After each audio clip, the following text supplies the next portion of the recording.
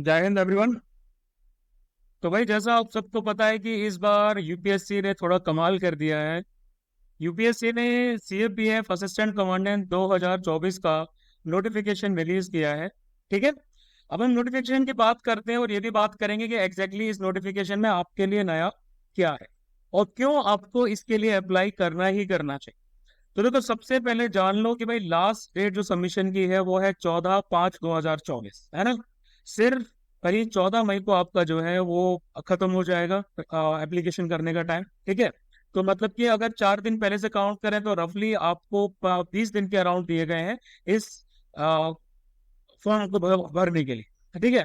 तो ये एग्जाम होता है central armed police forces assistant commandants के लिए। अभी मैं आपको बताऊंगा कि कौन कौन सी एकेडमीज में या कौन कौन सी सर्विस में आप इसके जरिए एंट्री कर सकते हैं। ठीक है। दूसरी बात, वेबसाइट है www.upsc.gov.in। इसी वेबसाइट पर जाकर आपको अप्लाई करना है।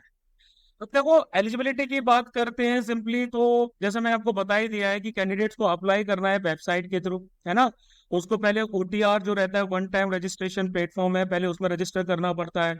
उसकी पूरी हिस्ट्री सेव हो जाती है, फिर बार बार आपको सेम इंफॉर्मेशन एंटर करने का झंझट नहीं होता। आप सीधे क्या कर सकते हैं, आप सीधे उसी एक एप्लीकेशन से बाकी एप्लीकेशंस के लिए भी ओटीआर, सॉरी, एक ओटीआर से बाकी एप्लीकेशंस के लिए भी क्या कर सकते हैं, डायरेक्ट अप्लाई कर सकते हैं। ठीक है। ये मॉडिफिकेशन इन ओटीआर प्रोफाइल वगैरह ये सब मैं नहीं बताऊंगा आपको, ये सब नॉर्मल सी चीजें हैं। मैं आपको बताता हूँ कि भाई बेसिकली आपके लिए क्या क्या जानना जरूरी है। तो सबसे पहली बात कि लास्ट डेट क्या है सबमिशन की। लास्ट डेट यानी कि 14 मई 2024 टिल 1800 आवर्स, यानी कि शाम को 6 बजे तक, 14 मई तक आप फॉर्म भर सकते हैं। ठीक है।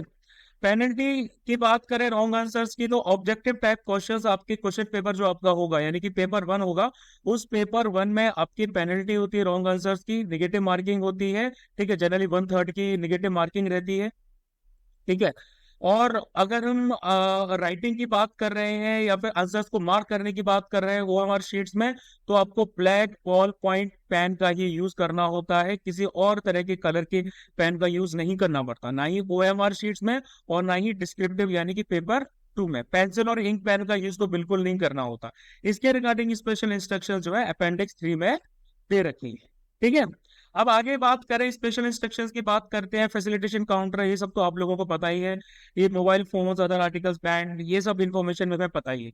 जनरली क्या करना चाहिए कि जब भी कोई भी जैसे कि नोटिफिकेशन आता है, तो आपको उसकी पूरी डिटेल एक बार गो थ्रू कर लेना चाहिए, इन केस उसमें कुछ नया हो या ना हो। कई बार हम लोग क्या करते हैं, नहीं देखते कि भाई इसमें क्या नया है क्या पुराना है ना। तो वो हमें देखना चाहिए ही चाहिए। अब इसके बाद में आगे आते हैं और बात करेंगे सबसे मोस्ट अवेटेड चीज की, दैट इज वैकेंसी। तो देखो भाई, यूपीएससी जो रिटन एग्जामिनेशन है ये कंडक्ट कराएगा 4 अगस्त 2024, है ना। यानी कि 3 महीने हमारे पास बचे हुए हैं इस एग्जाम के लिए। जनरली लोग इसकी प्रिपरेशन जो है वो 4-5 महीने 6 महीने पहले, कई के लोग साल भर से इसकी प्रिपरेशन करते रहते हैं, क्योंकि यूपीएससी सीएपीएफ जो है वो साल में एक ही बार कराया जाता है। सीडीएस आपके 2 बार हो जाते हैं, एनडीए 2 बार हो जाते हैं, बाकी एग्जाम भी एफकेट वगैरह साल में 2 बार होते हैं, लेकिन सीएपीएफ का जो एग्जाम है वो साल में सिर्फ एक बार कराया जाता है ना। अब किस किस के लिए कराया जाता है भाई ये एग्जाम। तो भाई देखो, असिस्टेंट कमांडेंट्स की जो पोस्ट की रिक्रूटमेंट की पोस्ट होती है उसके लिए, है ना। ग्रुप 1 जिसको बोला जाता है सेंट्रल आर्म्ड पुलिस फोर्स यानी कि सीएपीएफ में कौन कौन काउंट किया जाता है। Border security force, central reserve force CRPF, ठीक है, police force, CISF central industrial security force, Indo Tibetan border police ITBP, और सशस्त्र सीमा बल यानी कि एसएसबी, सिलेक्शन सर्विस बोर्ड में। ठीक है। तो क्या होता है कि भाई ये जो एग्जाम होगा ये आपका 24 अप्रैल 2024 को जो गजट ऑफ इंडिया में रूल्स पब्लिश किए गए हैं एमएचए के द्वारा, उसके अकॉर्डिंग में किया जाएगा। ठीक है। डेट चेंज हो भी सकती है लेकिन मोस्ट लाइकली चेंज नहीं होगी, होना होता तो अब तक हो जाती, जैसे सीएससी प्रीलिम्स की हुई है ना, लेकिन इसकी नहीं हो। अब देखो, टेनेटिव वैकेंसीज की बात करते हैं हम एग्जाम की, जो सबसे ज्यादा मोस्ट इंपॉर्टेंट चीज है इस बार की, सबसे इंपॉर्टेंट हाईलाइट है। जैसे बीएसएफ की अगर हम वैकेंसीज की बात करें तो इस बार बीएसएफ की वैकेंसीज है 186। लास्ट टाइम कितनी थी, सीएपीएफ 2023 में बीएसएफ की वैकेंसीज थी मात्र 100, यानी कि सॉरी मात्र 86, यानी कि 100 का इंक्रीज हमें देखने को मिला है ना। वही सीआरपीएफ की बात करें तो सीआरपीएफ की तो भाई सीआरपीएफ की 120 है, पिछली बार कितनी थी 55। 55 से 120, यानी कि आपका सीधा जंप आया है। ठीक है, कितने का जंप आया है भाई? 60 एंड 75 के राउंड का जंप आया। ठीक है, उसके बाद बात करते हैं सीआईएसएफ की। तो सीआईएसएफ की लास्ट टाइम थी 91, अब आई है 100, यानी कि सीआईएसएफ में जो वैकेंसीज हमें मिली हैं, तकरीबन 9 वैकेंसीज बढ़ी हैं। सबसे ज्यादा बीएसएफ में देखने को मिली है 100, उसके बाद सीआरपीएफ आ जाते हैं यानी कि 75, उसके बाद सीआईएसएफ 9। लेकिन आईटीबीपी की बात करें तो आईटीबीपी में 58 से हुई है 60, है ना, 58 से 60 यानी कि मात्र 2 वैकेंसीज। और एसएसबी में 30 से हुई है 42 यानी कि 12 वैकेंसीज। तो सबसे ज्यादा बीएसएफ यानी कि 100, सीआरपीएफ यानी कि 75, उसके बाद एसएसबी, फिर सीआईएसएफ और आईटीबी। तो जहां टोटल वैकेंसीज 2023 में 322 थी, इस बार 506 है। 506 मतलब कि 184 वैकेंसीज का आपको इंक्रीज देखने को मिला है ना। 184 वैकेंसीज टोटल इस बार सामने देखने को मिली है। तो यानी कि आप लोगों के लिए गोल्डन चांस हो सकता है जो सीआईएसएफ सॉरी सीएपीएफ की प्रिपरेशन कर रहे हैं, है ना, जो काफी टाइम से सीएपीएफ की प्रिपरेशन कर रहे हैं, उनके लिए गोल्डन चांस हो सकता है, दे कैन मेक इट। ठीक है, वैकेंसीज वैसे अल्टर हो सकती हैं, जनरली नहीं होती हैं। रिजर्वेशन गवर्नमेंट की पॉलिसी के हिसाब से रहेगा। 10% वैकेंसीज जो है वो एक्स सर्विसमैन के लिए मार्क की जाती है। लेकिन अगर ये वैकेंसीज एक्स सर्विसमैन के लिए जो रिजर्व की गई हैं अनफिल्ड रहती है ना, उनको एलिजिबल या क्वालिफाइड कैंडिडेट्स नहीं मिल रहे हैं और वो भरी नहीं रहती है, तो उनको नॉन एक्स सर्विसमैन कैटेगरी के बंदों से भरा जाए। सेंटर की बात करें, ये बहुत अच्छा काम किया पिछले कुछ सालों में यूपीएससी ने। उन्होंने क्या किया कि उन्होंने सेंटर्स एक्सटेंड कर दिए हैं, है ना। पहले सेंटर्स इतने ज्यादा नहीं होते थे, लेकिन अब उन्होंने सेंटर्स एक्सटेंड कर दिए हैं। तो भाई ये आपके रिस्पेक्टिव सेंटर्स हैं। मैं बोलूंगा आज ही आप लोग फॉर्म फिलअप कीजिए और अपने मन पसंदीदा सेंटर को ले लीजिए, नहीं तो हो सकता है कि वो सेंटर आपको ना मिले।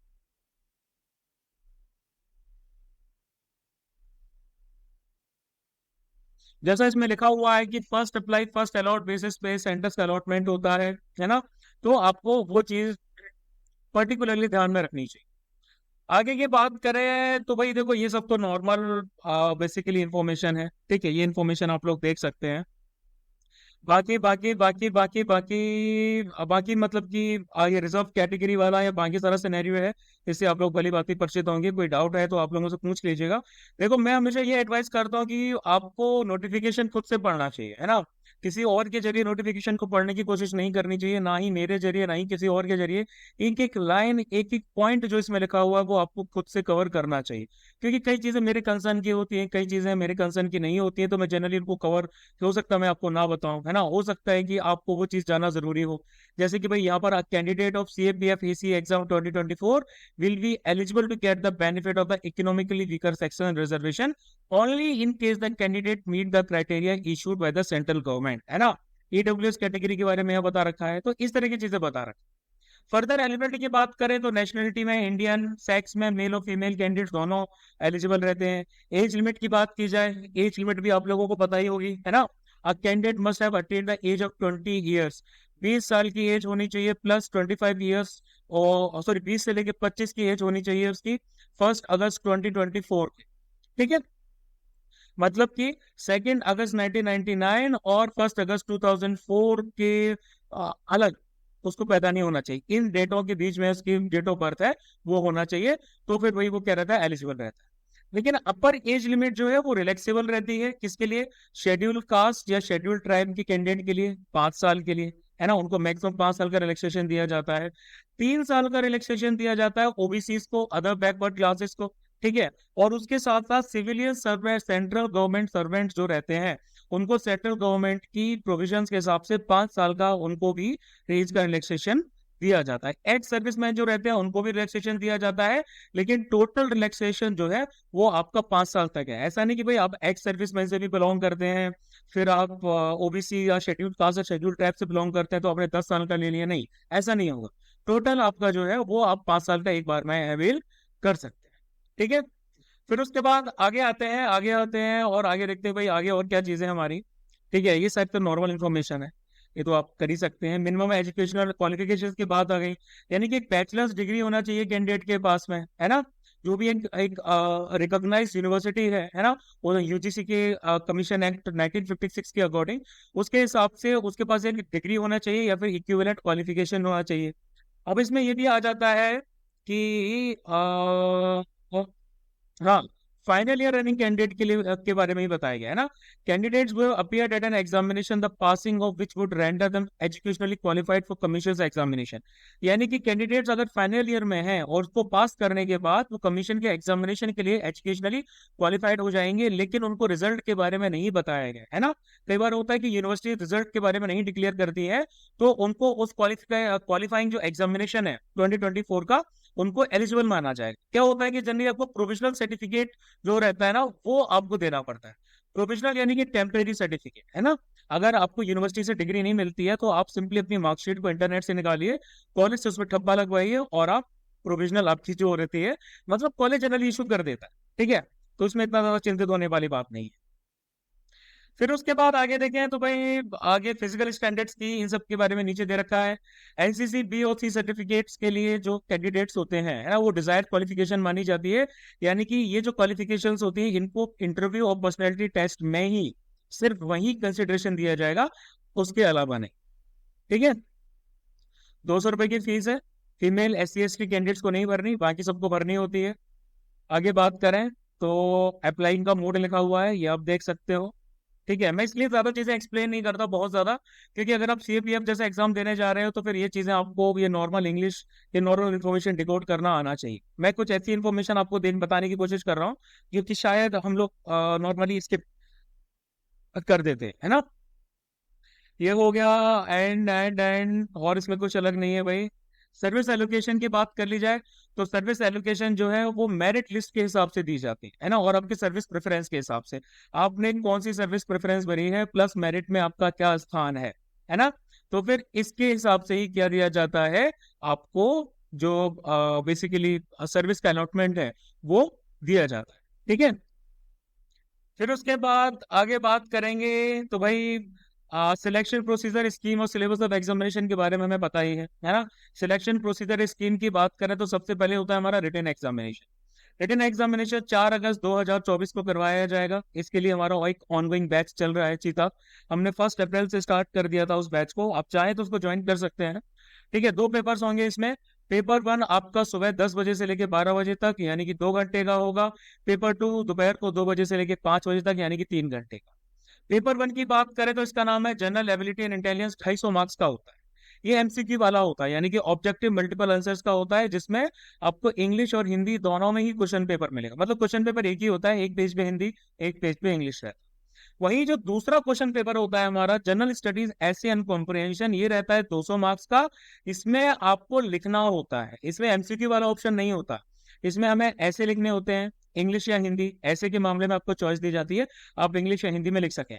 लेकिन इसके बाद जो प्रिसाइज राइटिंग है, कॉम्प्रिहेंशन है, ठीक है, इसके साथ साथ हमारी रिपोर्ट है, आर्ग्यूमेंट है, ये सब हमें सिर्फ इंग्लिश में ही लिखने होते हैं। इसमें ग्रामर भी होता है, ये सब भी होता है, ठीक है। डिस्क्रिप्टिव पेपर होता है 300 और सॉरी 3 घंटे का होता है, तो काफी डिटेल्ड होता है ना।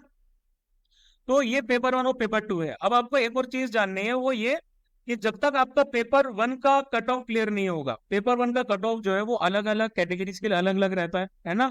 जनरली 130+ जाता है आपका। तो और क्या बोलते हैं, सॉरी, जनरल्स के लिए, है ना। तो अगर आपका जो पेपर 1 का कट ऑफ क्लियर है तभी आपके पेपर 2 को कंसिडर किया जाता है, अदरवाइज आपके पेपर 2 को कंसिडर नहीं किया जाता, ठीक है। ये चीज आपको समझनी है, यानी कि पेपर 1 का कट ऑफ तो हमें निकालना ही निकालना है, ठीक है। फिर उसके बाद में हमारा क्या बोलते हैं, physical standard, physical efficiency, medical standard test वगैरह हो जाते हैं, है ना। मेल्स के लिए 16 सेकंड में 100 मीटर की रेस करनी होती है, फीमेल्स के लिए 18 सेकंड्स, 800 मीटर जंप होती है, मेल्स के लिए 3 सेकंड 45 सेकंड्स में, और फीमेल्स के लिए 4 मिनट 45 सेकंड्स में, ठीक है। लॉन्ग जंप होती है 3.5 मीटर्स की, 3 चांस दिए जाते हैं, बेस्ट काउंट किए जाते हैं, ठीक है। यहाँ पर 3 मीटर होता है, और शॉर्ट पुट रहता है आपका 4.5 मीटर तक आपको मिनिमम फेंकना होता है। 3 चांस दिए जाते हैं, बेस्ट काउंट किया जाता है, 7.26 किलोग्राम का शॉर्ट पुट रहता है, ठीक है।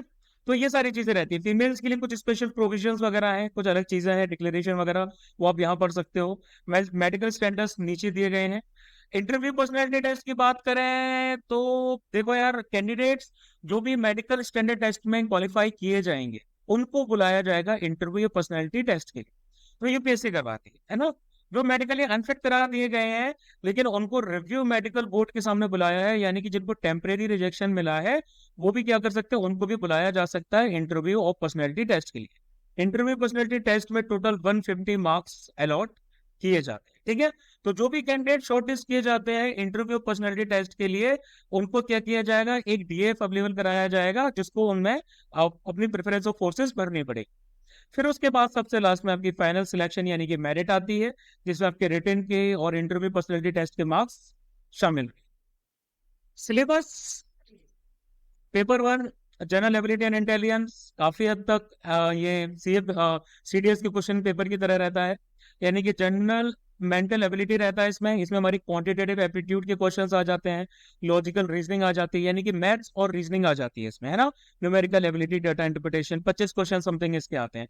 तो इस रिस्पेक्ट में ये सीडीएस से अलग है। सीडीएस में एक अलग से पेपर होता है, लेकिन इनमें क्या होता है कि सीएपीएफ में एक ही पेपर में जनरल मेंटल एबिलिटी भी पूछा जाता है, जनरल साइंस यानी कि फिजिक्स, केमिस्ट्री और बायो, इससे रिलेटेड क्वेश्चंस आ जाते हैं, करंट अफेयर्स आ जाते हैं आपके, है ना, सारी कैटेगरीज करंट अफेयर्स की पूछी जाती हैं, इंडियन पॉलिटी और इकोनॉमी आ जाती है, भाई इंडियन पॉलिटी हो गया, इंडिया की हिस्ट्री आ जाती है, एंशियंट मेडिवल मॉडर्न, है ना, इंडिया और वर्ल्ड ज्योग्राफी आ जाता है।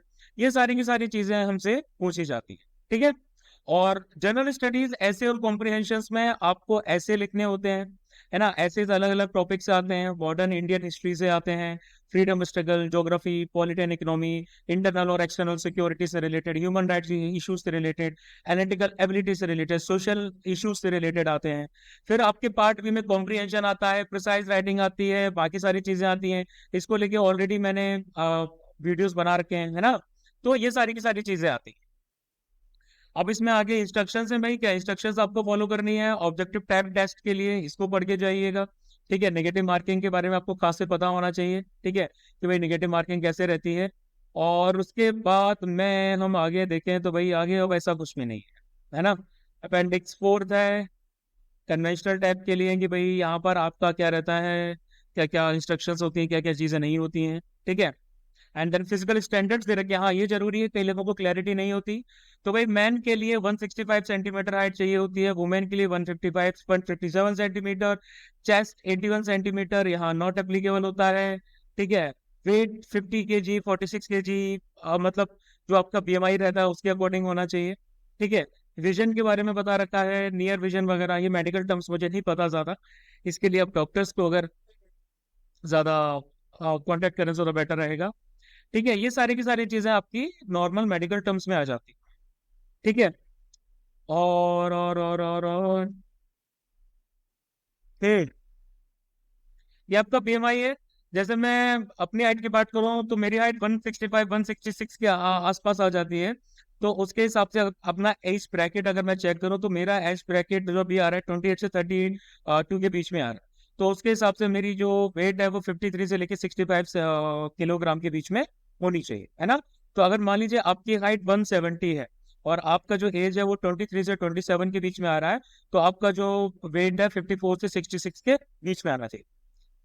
सिमिलर चीज फीमेल के लिए भी है, यहाँ पर एम्प्लॉयड पर्सनल्स के लिए सर्टिफिकेट वगैरह है, एंड सिविल पोस्ट वाले सर्विसेज के लिए, और बस यही, है ना।